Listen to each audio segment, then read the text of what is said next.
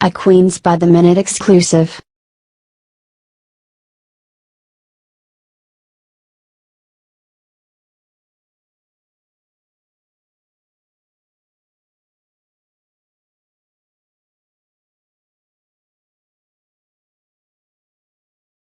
Jamal, and sign in, please.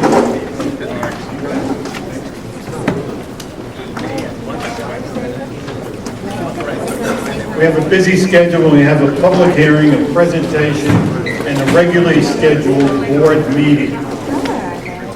The public hearing is on the fiscal year capital expense budget. If you wish to speak on that fiscal year capital expense budget, you have to sign in before we start. It'll be 2 minutes a person after the presentation. Under the regular scheduled meeting, we will have our usual public forum where we listen to people speak. There's no back and forth, we just listen to you speak. You can sign in for the public forum before the meeting starts. 2 minutes again. Would you all please rise? The flag is in the back.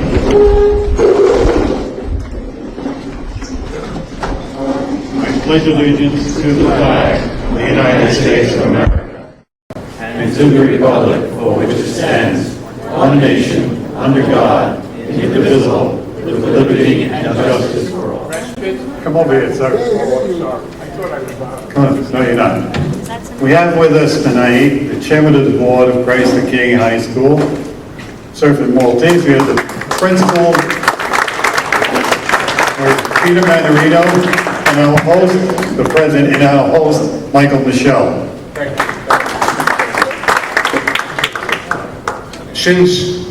Hi, I'm Surf Maltese. Since we had a board meeting this evening, I didn't want the opportunity to go by that you were in the building. You don't have to worry, we're not raising the modest sum that we charge the community board for using Christ the King. I'm told by our attorneys that we're better off charging a modest amount than doing it for free, so otherwise we would be doing it for free. I do want to welcome all the community board. You have been in the papers quite a bit in the recent past. I just wanted to say hello and wish you the best and give my regards to Vinnie Arcurian, Gary Giordano, and all the board members. Thank you for using Christ the King, and Christ the King will always be available as a community service to Community Board 5 and our organizations in the community. Take care.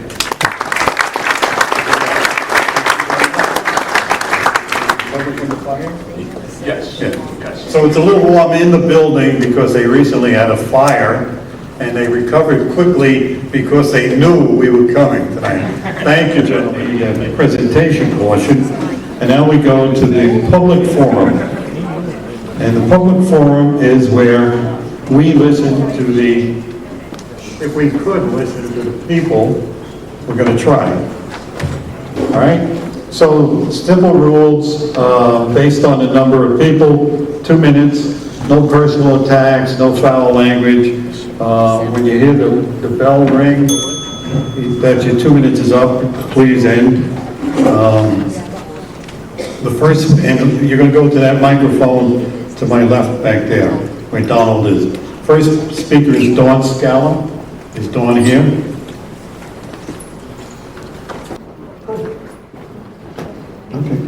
Good evening. I'm here to speak about the homeless issue.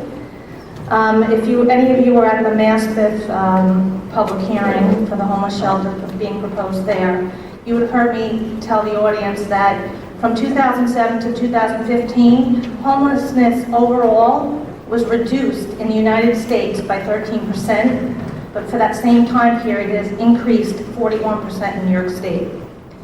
The New York State Constitution states the aid, care, and support of the needy are public concerns and shall be provided by the state. This has been interpreted and proliferated into unrestricted access to shelter and benefits regardless of where the person or family previously resided. Currently, approximately somewhere between 10 and 20% of people in the New York City shelter system are not from New York.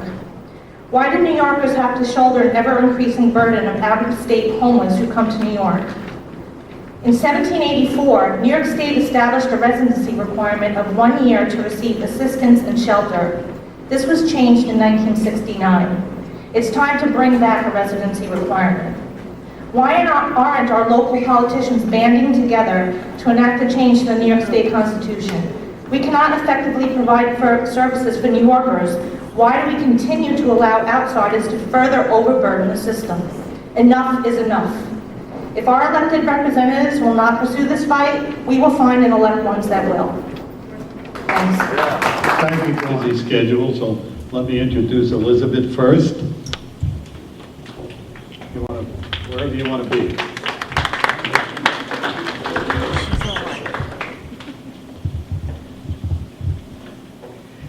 Good evening. First, I want to thank Vincent Curie, our chairperson, for being kind enough to let me go ahead of his report. It's good to see everybody. I hope you had a nice, restful summer. Some of us may have, others may not have, certainly not people in Maspeth, and most of us here in Community Board 5.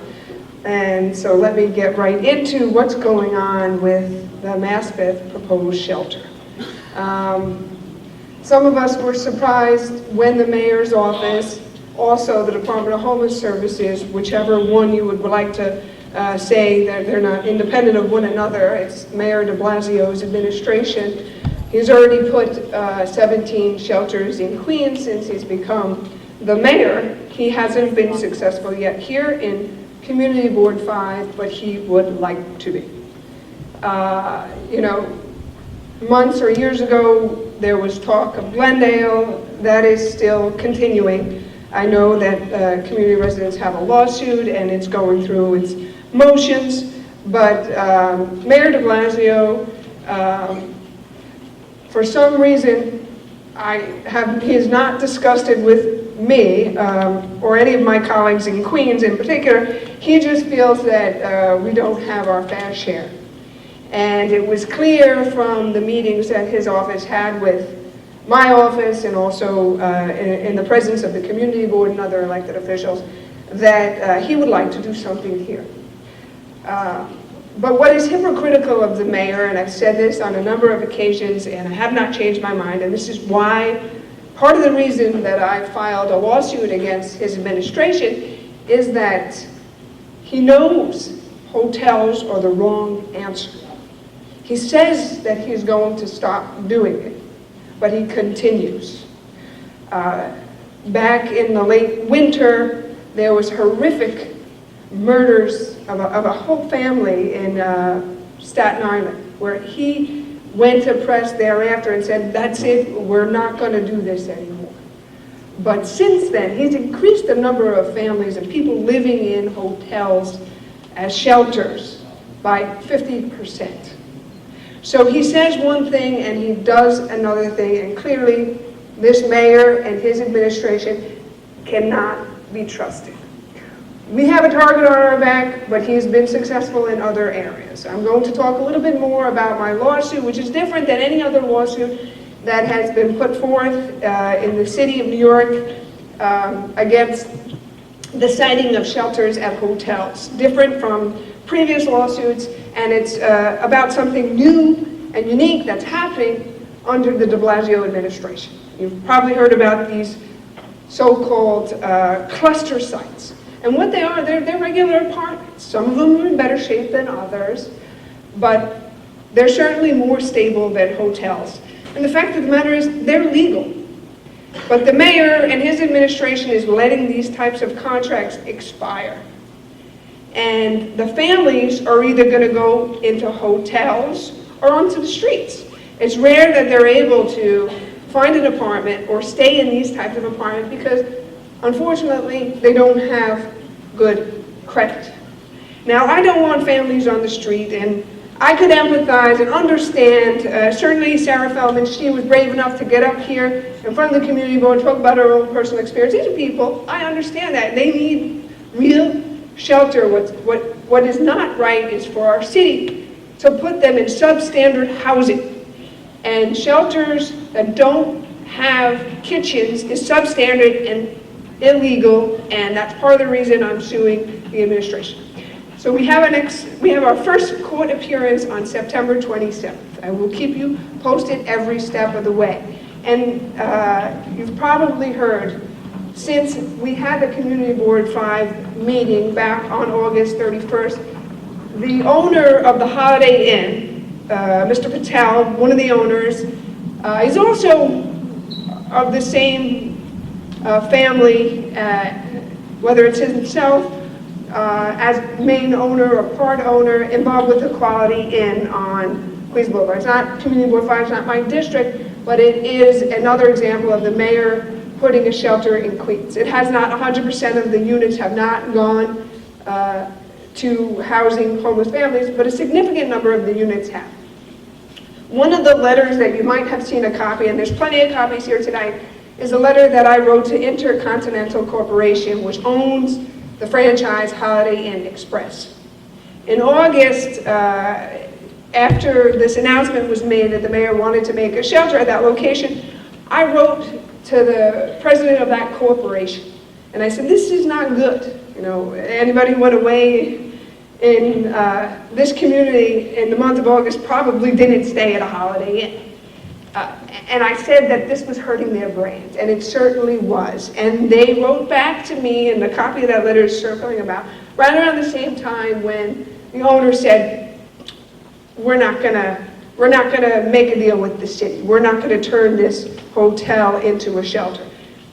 The Holiday Inn Corporation, Intercontinental Hotels, said that they would take away the naming right, Holiday Inn Express, that they're not allowed to take a Holiday Inn and turn it into a complete shelter. And according to the owner, he doesn't want to do that. Which brings me back to what I said initially. Mayor de Blasio wants to put a shelter in our district, and he has been unsuccessful, and we have to be mindful of his intentions. But understanding that there are these cluster sites in danger of closing is the way that I want to prevent the administration from putting families into hotels, because there's been about 250 of these cluster sites that have gone back into the free market. There's no guarantee previously homeless families have gotten these apartments, and there are over 3,000 of the same type of apartments that are going to expire. Does the administration want to take all the people, and 11,000 people live in these cluster apartments, do they want to put them in hotels? It's not right, it's not fair, it makes no sense. If you were to ask the administration, well, what is the reasoning behind you doing this? Then they would say, oh, it's too expensive. But if you look at the price, a family staying at Pan Am is nearly $4,000 a month. Or a similar type hotel in Astoria, run by Women in Need organization, is over $4,000 a month. These cluster sites, which are not isolated, which are apartments, are costing the city a lot less than $3,000 a month. Significantly less, and the reason they say they want to stop this practice is because they think that these business people who own apartments, if anybody in here is a landlord, the first thing you do when you have a tenant that wants to rent your apartment is that you do a background check and make sure that you're going to get your monthly rent. They have to have good credit. And unfortunately, a lot of homeless families they've certainly fallen on hard times if they're homeless, and their credit is not good. These apartments are not going to be rented to the families who currently live in these apartments. And that's the basis of the lawsuit. I will keep you posted on that. And that's all I'm going to say about the shelter, because that's all that is new. And you can reach out to my office. We can talk individually about this. If you have any questions in particular, I'd be more than happy to answer them. The person, Gary Giordano is our district manager. Kathy O'Leary and Laura Mulvihill are part of our staff at the office. And I'd like to introduce Kathy Moore from the Borough President's office. Kathy, you need a microphone over there, please? Or Good evening. The Borough President has sent a letter to Mayor de Blasio against the proposed homeless shelter. I distributed a copy to all of the board members, and I have additional copies here with me if anyone would like to see me after the meeting. thank you. Don Capaldi of Grace May's office, Don. I think most of us are aware that Congress is following the the homeless shelter situation and supporting the local representatives regarding the opposition to the Holiday Inn conversion. So we're watching that very carefully also. Thank you. Thank you. Senator Dowell, you want to step up to the mic? Over here? Oh, wait, you're closer, we can feed you easier. You're already looking this way, so I got to stay here. Good evening, everybody. Pleasure. So I do know that, again, many of my constituents are very concerned about this proposed homeless shelter as I am. I appreciate all the advocates that have been out there each and every day fighting against this ill-conceived plan. I am totally against it, of course, part of the lawsuit. Tomorrow I have a call with the Commissioner's office, and once again, we'll impress upon them why they should not only go forward with warehousing 200 people without transportation or a kitchen space, but just that the city really should think twice about dealing with a hotel owner who has had a checkered past. If I'm the mayor of New York City, I don't want investigation on me, on my dealings with somebody who has a questionable past. If I'm the mayor of New York City and I want to make sure government is transparent and doing the right thing by the people, I'm going to watch who I deal with. I'm going to make sure that the people I deal with for the sake of our people in the city are credible people, not people who have admitted to bribing other elected officials, like the owner of the Holiday Inn. I think that is a major issue, and for this mayor, that has to answer why they're dealing, whether directly or indirectly, why they're dealing with Mr. Patel who owns the Holiday Inn. So we're going to still continue to jump on that point, because I think that is a credible point. And then just, again, to warehouse 200 people is not the way to treat homeless individuals. And certainly I am not for warehousing 200 people at the Holiday Inn. Thank you. That being said, Not now. not now, sorry. But again, I'll get to any questions later. I'll hang around for a while. But Mr. Chair, thank you very much. Have a great night. Oh. We have Diana Santana representing Assembly Member Millen. Good evening, everyone. Thank you for letting me speak. As Senator Dowell mentioned, yes, we'll be doing the recycling event again. Assemblyman Miller also wanted me to mention that he is as well in opposition of the homeless transitional shelters as they are in their current existence. And we will be also having an event this Saturday, a safety event at our district office, 8391 Woodhaven Boulevard, from 11 to 2. While resources last, we will have smoke detectors courtesy of the FDNY and VIN etching. And Tuesday, September 27th, Assemblyman Miller is co-sponsoring a paint night at Emmanuel Church of Christ. It's from 6 to 9, it's $30, which includes all materials, and it is a fundraiser for the church. And thank you again, and I actually I just gave notice, and so this will be my last committee board at 5. So thank you. Oh, well. Okay. So, other business, since I'm up here and chairman, and the executive committee met to review the public comments and everything we know to date in regard to the proposed homeless shelter at 594055 Road in Maspeth. And we only know a few things because there was a public meeting, we conducted a public hearing, we received a description of what might go there, and we received a letter from a proposed operator saying they'd like to speak with us. We've received nothing formal. But at that, the executive committee met, and I'd asked Mr. Giordano to read the proposed, the resolution on recommendation of the executive committee in that regard. Mr. Giordano, please.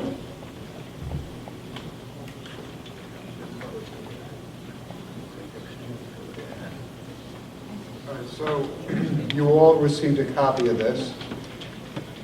And this is a legal issue to a large extent, so it's written in a legal resolution format, okay? So I'll try to be quick, but you want the whole thing read, right then? So each of you received a copy. So this is a proposed resolution and recommendations regarding the New York City Department of Social Services and/or the Human Resources Administration and the Department of Homeless Services plan to house as many as 110 adult families seeking shelter provided by the City of New York in the Holiday Inn Express Hotel located at 5940 55th Road in Maspeth, Queens. Whereas one of the goals of a just society should be that all people have a home where they are safe, where they are in a clean environment, and where they have adequate space for themselves and their family. And whereas in New York City there are currently almost 60,000 people living in the city shelter system locations, and the number of people in the city homeless system is at an all-time high. The number of people struggling to that extent is more than 20 times greater than when in the early 1980s the Koch administration signed a consent agreement stating that the city be mandated to house homeless individuals seeking shelter. And whereas the trend is that the number of families and individuals seeking shelter through the city system is growing quickly.